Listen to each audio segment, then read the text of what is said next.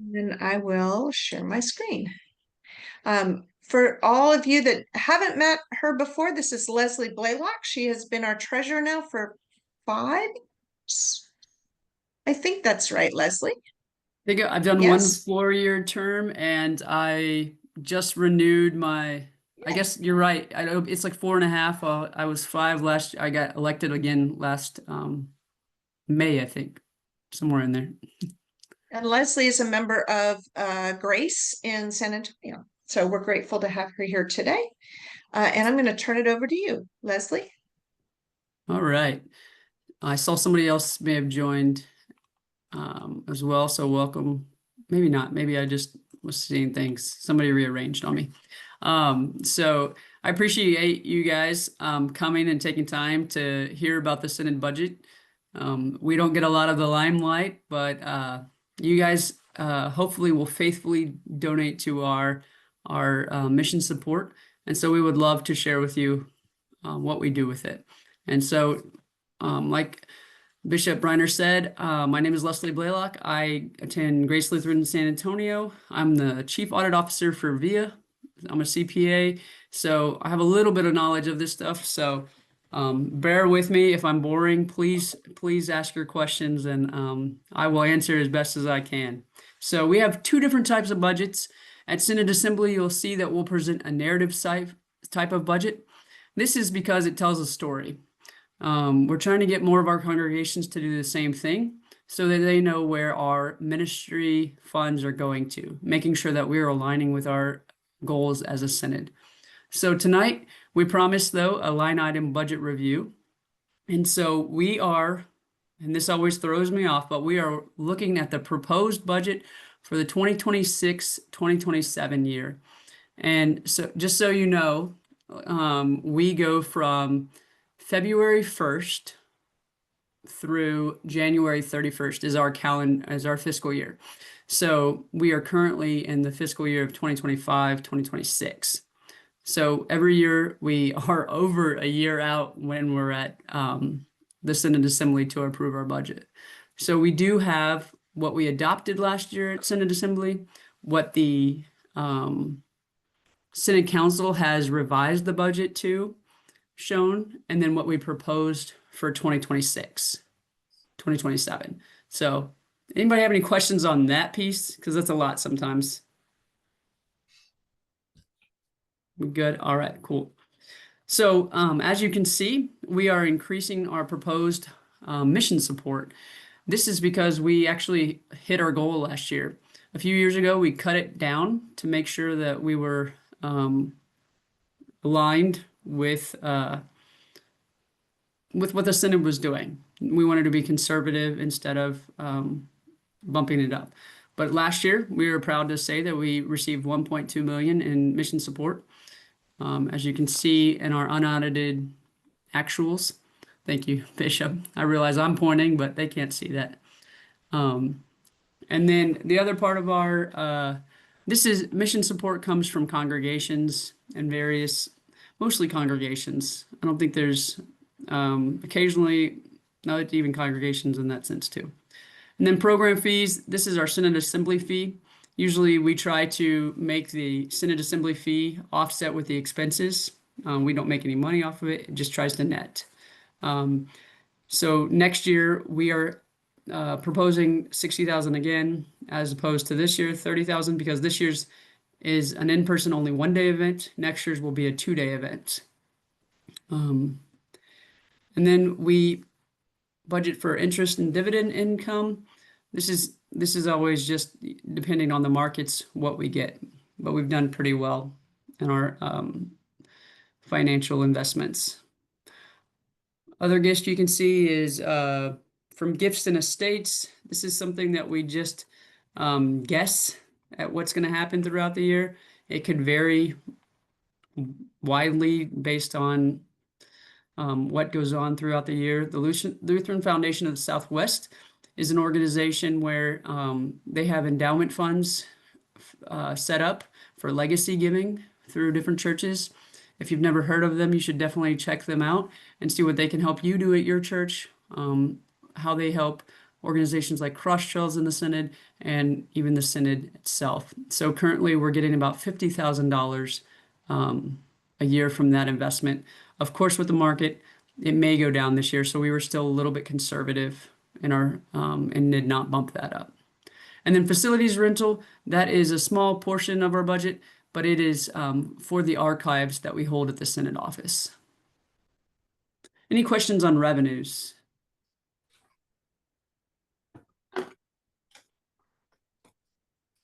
All right. Can I just mention Absolutely. that with revenues, the other thing is when we get congregations that close and they give undesignated gifts to the Synod, 10% of their undesignated gifts go to mission support and 10% go to gifts and estates. And then we have it split the rest of it out.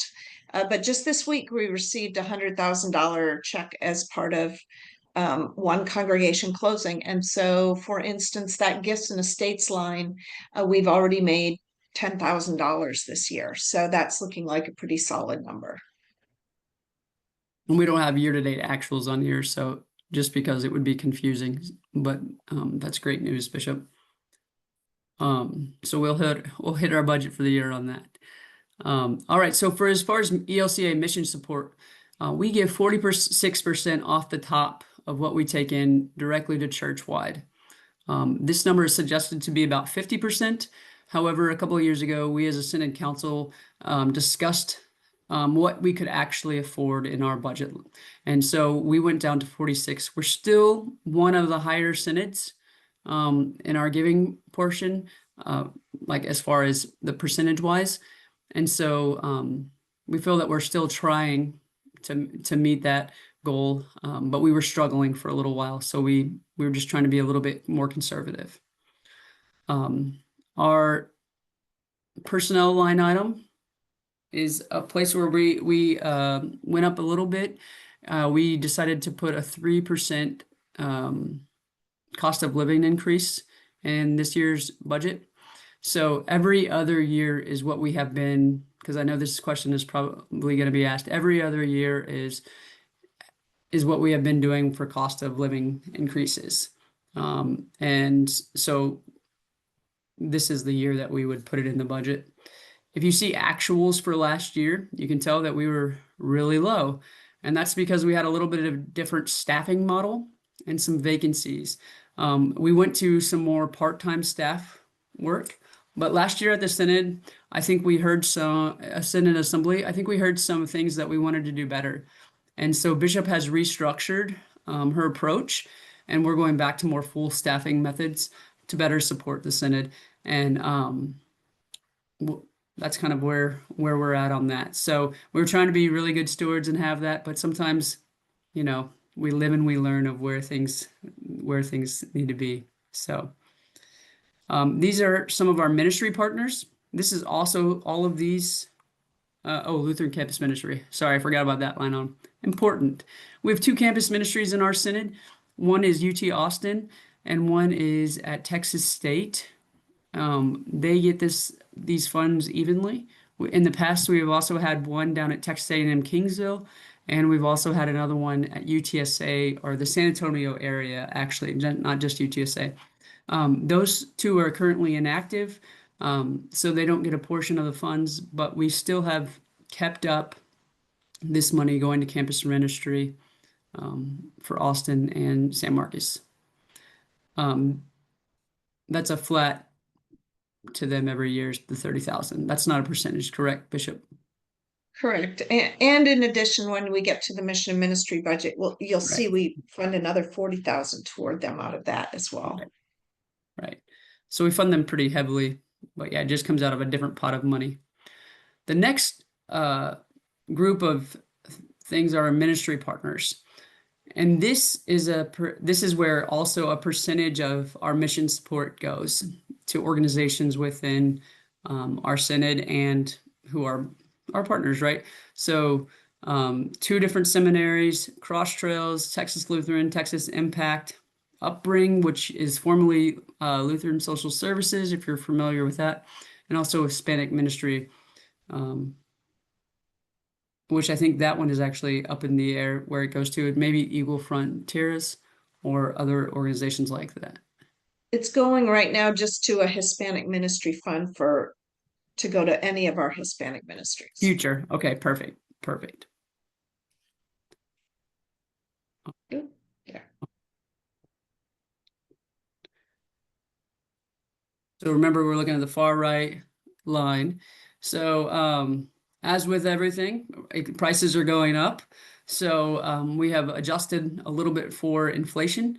Um, it's not crazy, but we have a few increases in expenses, office supplies a little bit, our insurance audit and legal fees a little bit.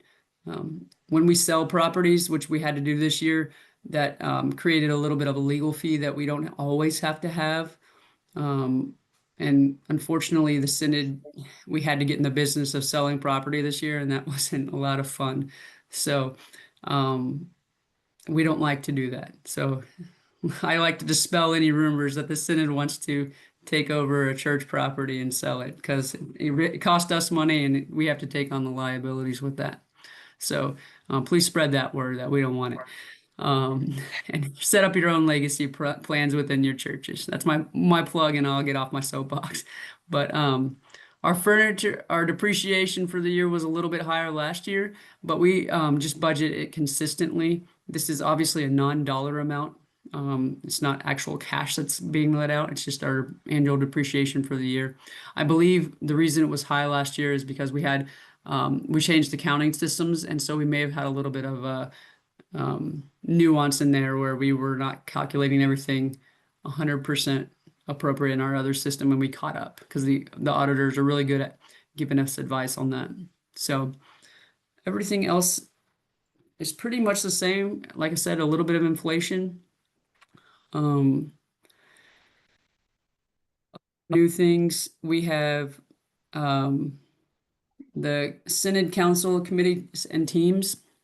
So the last few years, we have taken a little bit of money out of the budget for Holy Experiments and leadership development teams. Oh, Carol, we have a question. Yeah,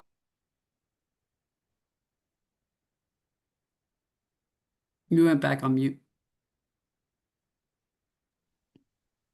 You're muted, Carol.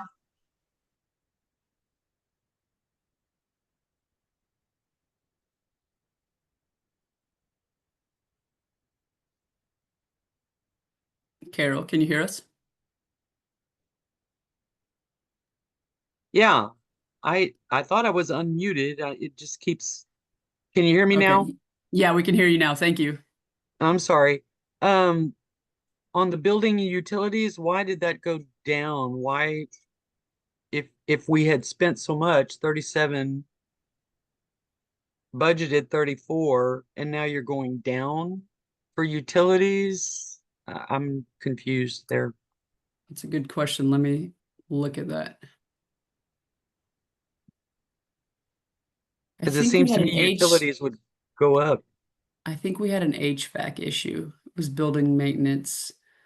Deanna is on, but she may be double No, working. one of the things that we had an expense this last fiscal year, we had a 3-year and 5-year fire sprinkler system inspections and repair and all of that. That was at least $5,000. We don't expect to have that regularly, and so I don't know if that was accounted for, and that's why it dropped. Like I said, that's every 3 years and every 5 years. We have had some repairs to a couple of units. When staff are not there as often, we aren't running the units as often, so they're actually maintaining longer. Okay. Okay, that makes. I remembered something, but I couldn't remember what. So thank you, Deanna, for that. We also had a roof leak that we had to, and it was a fairly small repair. We have a metal roof, had one spot that just needed some pieces to get replaced and then repaired. No major damage inside or anything. So those, I think they were both in the same year, or one was the previous year and one was last year.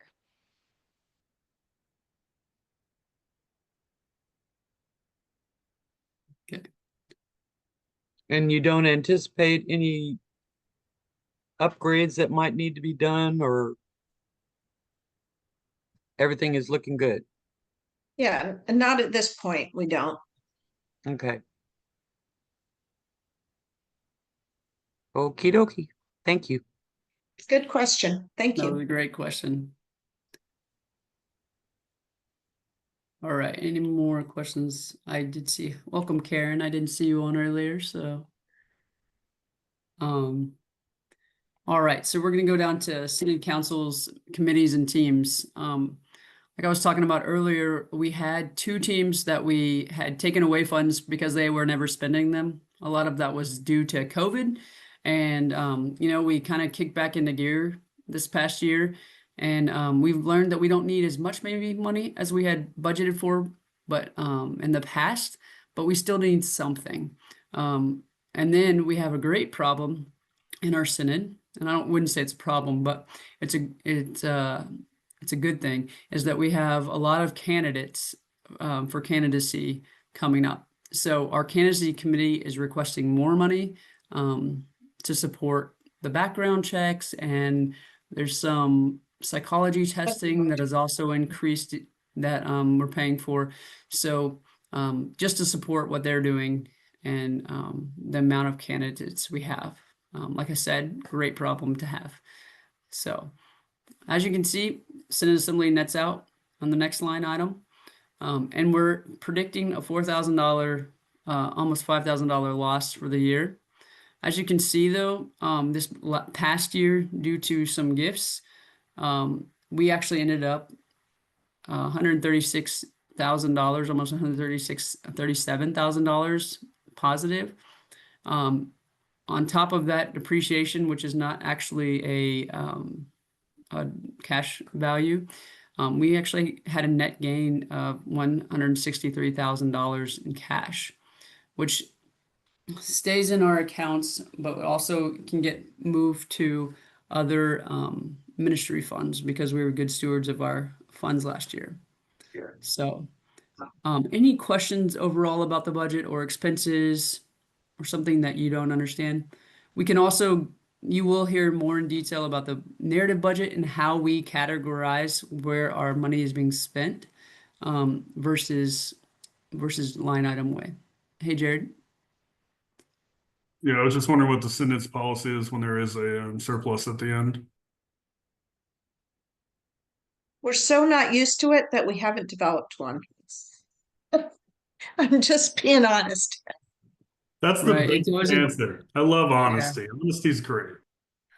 it's earning interest in an account. I can tell you that. We don't keep a lot of extra money in our bank account. We keep it mostly in a money market or savings, or it goes into mutual funds. So we are trying to be good stewards. We would call it reserves. It's part of our reserves. Reserves. Yeah. May I just mention one thing too about the leadership development team? Leslie said that they haven't been asking for any, or they haven't been spending any money the last few years. But the leadership development team right now is really active, and particularly in lay leadership development. And so they have a lot of plans. And so they've asked for a particular amount of $5,000. And so we felt like it was really important to invest in particularly lay leadership right now, in addition to what we're doing with candidacy. Thank you, Bishop. Keep me honest over here. All right, so with that, we'll go with our second part of the budget, which is our mission and ministry budget. Let me make that bigger. And just so you know, all of these are in the board bulletin of reports. Thank you. Bulletin of reports available online if you haven't seen a copy of them or want to look through. So the ministry and ministry and mission and ministry budget. These are funds that come. Hold on, I'm gonna make sure I have my script here in front of me. It's a 3 or 5 year rolling average, 4% of the average year in total assets for the preceding 5 fiscal years. So this is kind of what drives this from our investments to our mission and ministry budget. So last year, we received $64,000.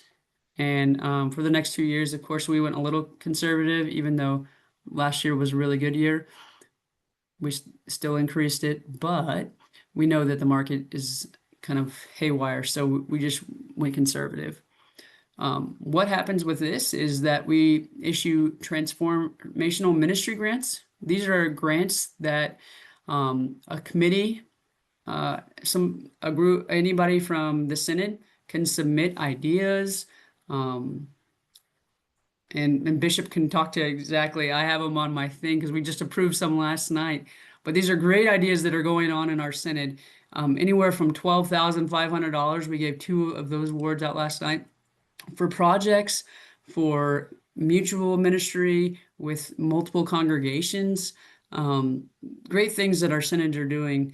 And so that our Synod congregations are doing, and sometimes they're not even congregations. I think, I don't know, there's a lot of people doing great things out there, but so these are grants that you can apply for. So maybe your church doesn't know about these. You should look into it. They're great opportunities to start a new program or ministry. And the other one is our campus ministry. As we mentioned earlier, we give $30,000 out of our budget to these 2 organizations, and then we give $40,000 from this budget for Lutheran Campus Ministry. So they get a total of 70 between the 2 of them, which is a pretty good chunk of money for them. Any questions? And Yeah, I I just have a put in the chat. Oh, go ahead, because I was just going to say, I put in the chat, if you're interested more about the transformational ministry grants, there's a link to those. Go ahead. I was just Karen. curious, how much of that 70,000 do the Lutheran Campus Ministries actually use? Do you have a line item for that? Oh, they use give all it of it. to them. Yeah, we give it to them. It's something that we don't we just hand them over the money. Oh, They okay. both have, I don't know if they both have full-time pastors, but they both have pastors' salaries. One has a building, the other building, I'm not exactly sure the status on. But yeah, the programs are just, we give them that for their funding and they keep track of it. So Okay. Carol, it's primarily salary support, because in the past, the ELCA used to do a lot more funding of campus ministries, and when those funds got cut, the Synod stepped up to say we need to support our campus ministers and Right. ministries. That's good. That's good. I was just curious. Okay. Good question. Any other questions? I'm sure if you'll be at the assembly, you'll see some of the projects that have been awarded in the past for transformational ministry grants. We've got some cool videos and stuff. I know that we show what people are doing in the Synod, so hopefully you'll see some of that. That's all I have, unless you have any more questions. Did you want to explain the narrative budget at all? Oh, yeah. Can go back up to that. Or I'm happy to do it too, because it's just, we just changed the way in which we present the numbers. So we map the numbers to, and Bishop, you can probably explain this better than me, but to where our priorities are for the Synod. And our 5 areas of priority are care for and develop leaders, accompany and resource congregations, explore and establish new ministries, cultivate Synod-wide justice ministries, and our infrastructure. So we make sure every one of our expenditures rolls up to one of these categories. And that's how we define our narrative budget. And we take a percentage of staff, swag at a percentage of the staff time that is involved in each of these areas as part of that, as well as part of allocate, we allocate.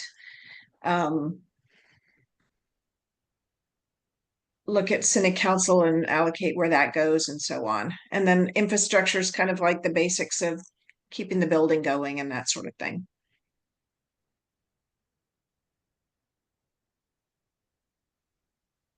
So same numbers at bottom line numbers, but this is how we try to tell a story of the ways in which we're accompanying our congregations, caring for our leaders, establishing new ministries, and doing some synod-wide justice work. And just so you know, on this is exhibit B7, but B6 kind of explains. You're fading again, Leslie. I'm sorry.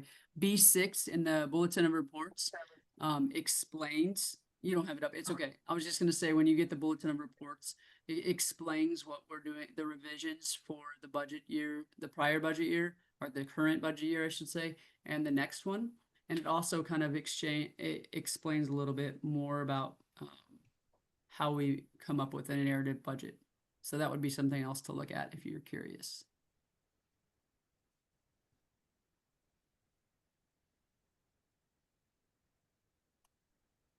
Any other questions? I don't see any hands raised or microphones off.